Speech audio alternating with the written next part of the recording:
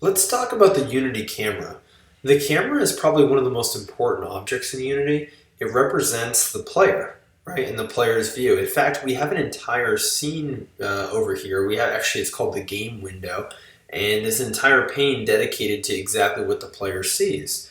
Now, we're only going to cover the camera basics today, which means not only are we not going to talk much about the game window, but we're actually only going to talk about the first portion of this camera component. So clear flags, background, culling mask, projection, field of view, and clipping planes. It's still quite a bit, but there's just so much to talk about when it comes to cameras, using multiple cameras, stacking cameras, and then putting effects on top of them. There's just so much going on. We're only going to scratch the surface here. So first off, the obvious, if I click on the main camera in my scene view or in my hierarchy, I see a little camera preview shows up. This is useful in case I'm not showing the game view at any given time. Of course, right now for this demo, it's actually sort of duplicate content. This is the same as this, right? And of course, what I'm referring to is what the camera sees. So now if I were to drag through my scene here, this little scene that I've set up, all with default cubes, they're all the same size, they're just in different positions.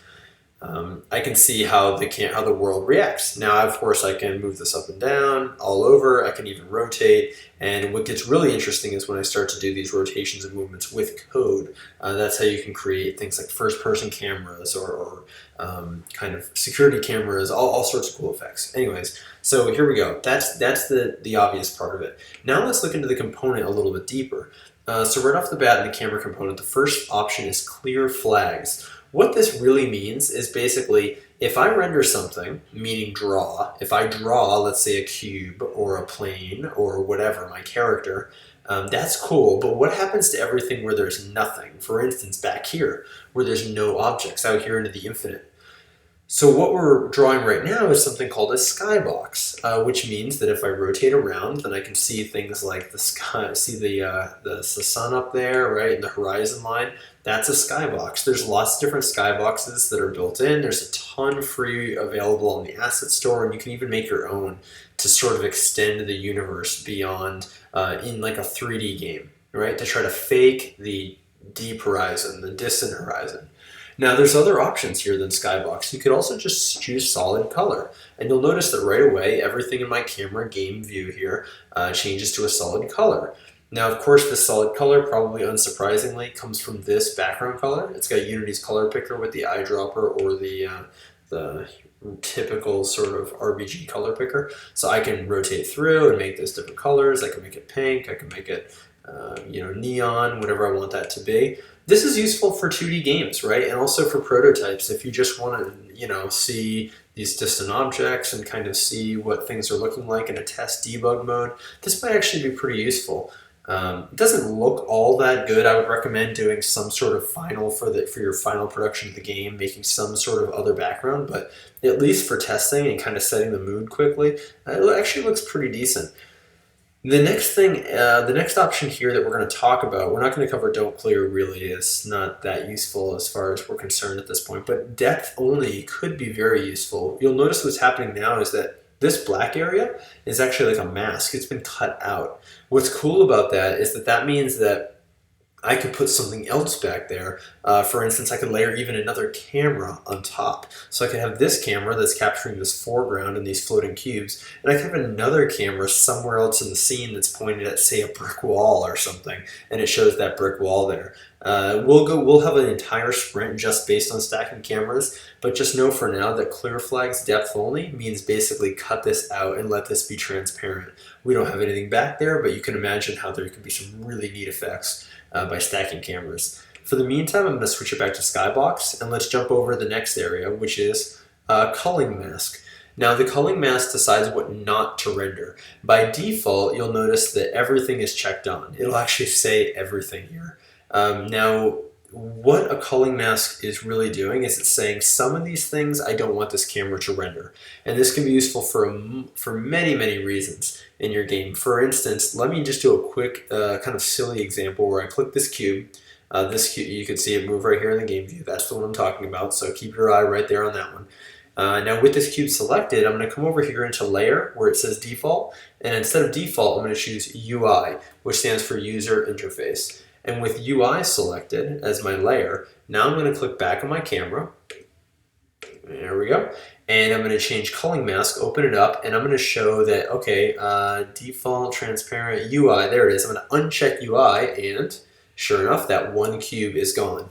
Now, the funny thing is, it's actually still there, right? It's here just the same as before, but we can't see it anymore through that particular camera because we have a culling mask that's cutting that camera out. This could be used for all sorts of interesting things. You could have different sort of worlds that is only seen in certain modes. There's just some really awesome, really big sort of advanced kind of visual effects that can be done with this really simple switch in the component, in the camera component. So that's definitely a good tool to have. I'm going to leave that on for now. That's fine. I'm not even worried about it. Just leave that one to turned off. Now, the next two actually come together. So the projection type and the field of view are actually kind of one and the same. Let me go over perspective first. The perspective camera is how your eyes normally see. You can see the perspective represented with these white lines in the scene view. They start at the camera and then they expand outwards in 4 directions there, right? To the 4 corners, and it shows how your view expands. The further back something is, the more of it you can see. For instance, if you're at the foot of the mountain, you can't see the whole mountain, but if you're 100 miles away, you can easily see the whole mountain, right? Because your field of view, your natural human field of view spreads outwards. You can change this. The default is 60. It's referring to the angle of spread right there, so you can kind of see from my scene view that's about 60 degrees. You could change this. You could up it like that all the way up to 180 and get like a fisheye effect, almost like a GoPro or like a skate video or something like that, where you can see almost all the way around. They call this sometimes a fisheye or a fishbowl. And then you can, of course, come in really narrow, and you might get something closer to like a scope in a video game. I would be really interested in see this built into a game mechanic, right? Where like maybe a zoom mode, a focus mode gives you a couple extra angles in your field of view, narrows it a little bit. 60 is the default. 60 is very natural looking, so I'm going to leave it at 60 for now. But just know that when projection is set to perspective, field of view is what controls, let's call it zoom. Now let's jump in another step. Let's go back to projection. But instead of perspective, let's choose orthographic. And you're going to see a pretty severe visual change in the scene now. And that's actually reflected in my scene view. If you come over here and look, the box that they used to spread out, right? But now it's just a straight box in that direction. And you've seen that actually field of view over here in my component has been changed to size, which defaults to 5. Now, what orthographic mode is, if you're not familiar, is it basically sucks all perspective out and it treats everything as being on an equal layer. This is sort of the way that Super Mario Bros. Works. Even if something in the background, like a cloud or a bush, is actually just right there flat, just as if it was Mario himself or the enemies. Everything's sort of on the same layer. By scaling up and down the size, I can include more objects in my scene. You can see how I can catch all the objects in there now. Notice also that it's still respecting my culling mask. I don't see that one floaty mystery cube. This guy right here is still invisible to me. If I try to move this up and down, you don't see that. The other thing you'll notice is the plane is totally invisible here because, of course, we're dealing with a 2D mathematical object here, and we simply don't have that access. We have no depth in the y-axis, so we're not going to see it represented at all in orthographic mode. If we go back to the main camera, I'm going to change this back to 5, back to default, and the orthographic mode change back to perspective. I think it's a lot easier to work with, but of course if you're doing a 2D game or like a puzzle game, like a mobile game or something like that, you'll need orthographic mode. It's very useful when you're doing like sprite-based or 2D game sort of mechanics. Now the last little bit that we're going to cover, and I know this is a ton for the camera, but again, we're just scratching the surface, is clipping planes right here.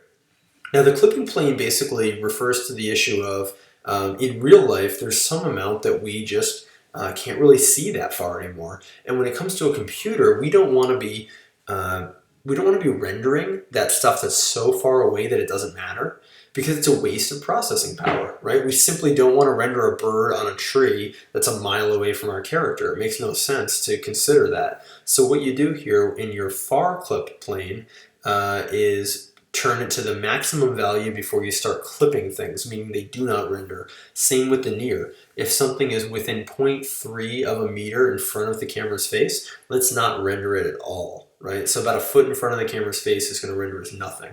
The good way to represent this is by dragging the camera forward through an object. And you can see as it gets really close, let's see if we can do this.